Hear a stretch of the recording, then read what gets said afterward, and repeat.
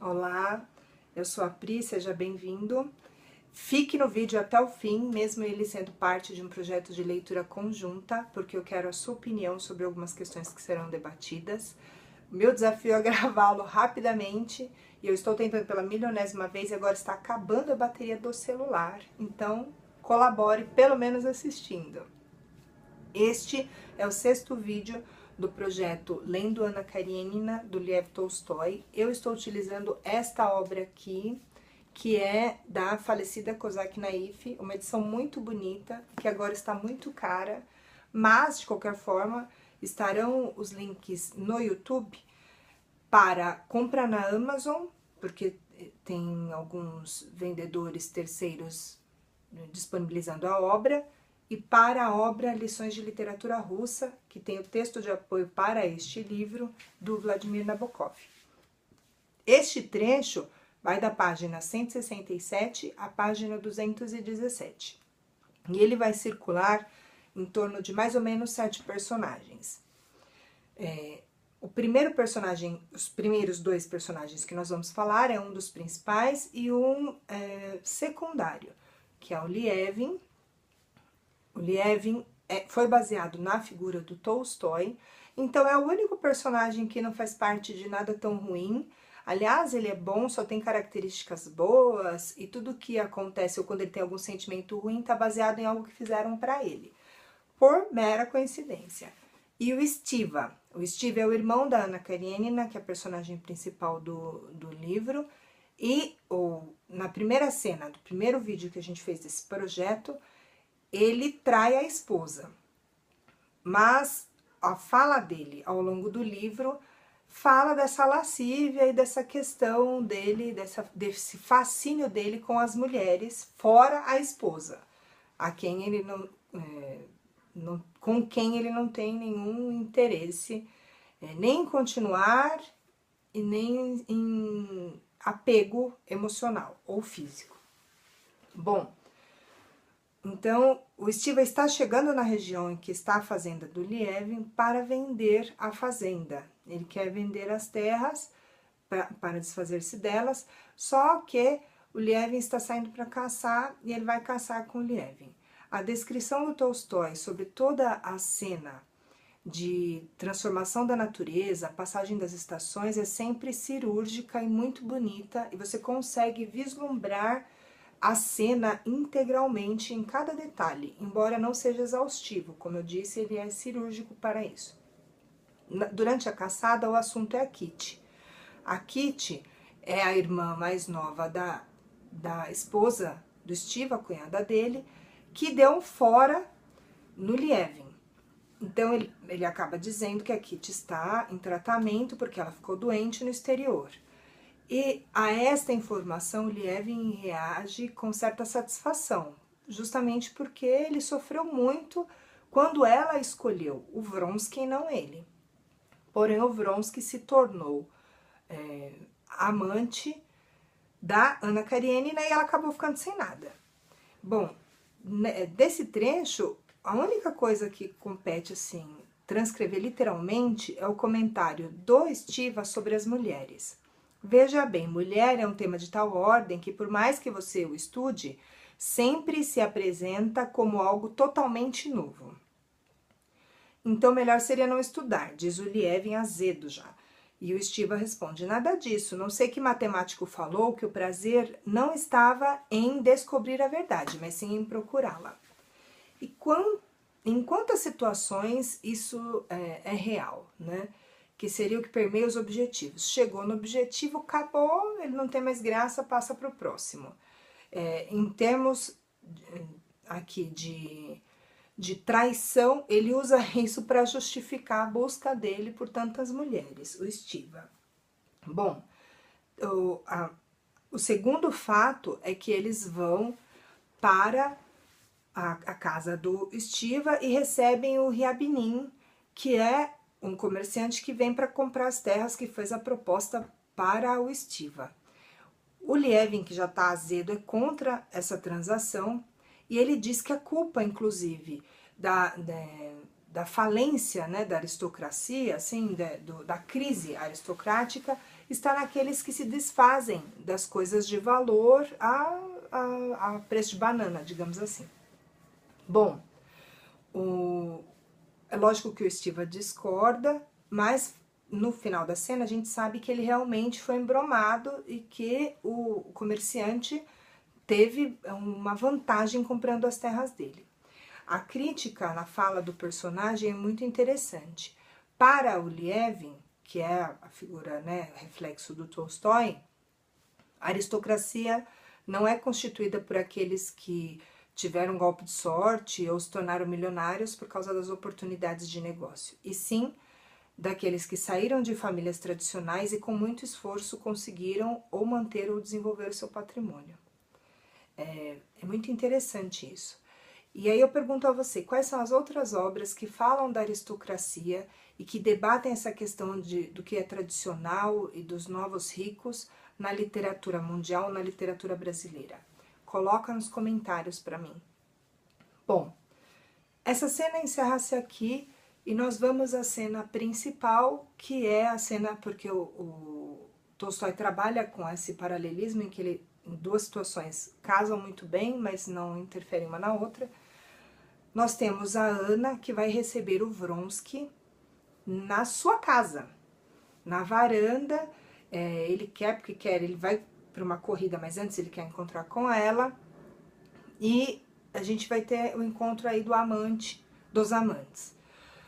Quando a gente tem a percepção do Vronsky da Ana, é a seguinte: antes ela era infeliz, mas orgulhosa e serena. Agora não pode ser serena e honrada, embora não o demonstre. Ele percebe que ela já não tem mais aquela honra e aquela dignidade perante a sociedade e nem internamente sente-se digna. Porém, ele ainda assim gosta dela, né? Ele tem admiração por ela e ele realmente é apaixonado por ela, mas é um jovem inconsequente porque ele é mais novo que ela. A Ana vai contar para o Vronsky na varanda da casa dela que ela está grávida. Bom, ele pergunta se ela está infeliz, né? Questiona, e aí ela diz assim: eu infeliz? Eu sou como uma pessoa faminta a quem deram de comer. Talvez essa pessoa esteja com frio e suas roupas estejam rasgadas, talvez sinta vergonha, mas infeliz não é. Eu infeliz? Não, aqui está a minha felicidade, que é quando ela mostra que está grávida. É a fala que antecede o momento da descoberta. Nós temos, nesse meio termo aí, intermitente, o filho, o Serioja. Olha a situação desta criança.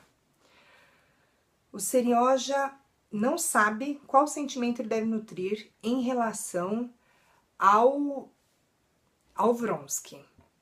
Por quê? Ele sabe da antipatia que o pai tem, ele também vê a simpatia com que a mãe trata o Vronsky, só que ele não sabe como reagir. O Vronsky também não tem nenhuma simpatia e nenhum vínculo com a criança. Bem pelo contrário, ela é um empecilho. Para a Ana, é o único gancho que a mantém na relação. E quanto ao pai? O pai acaba afastando-se ainda mais do filho.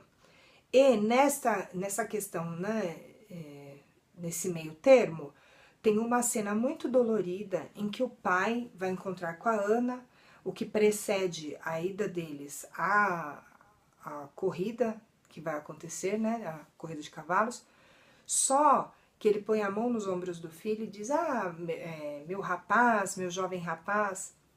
O menino entra em desespero e quase chora.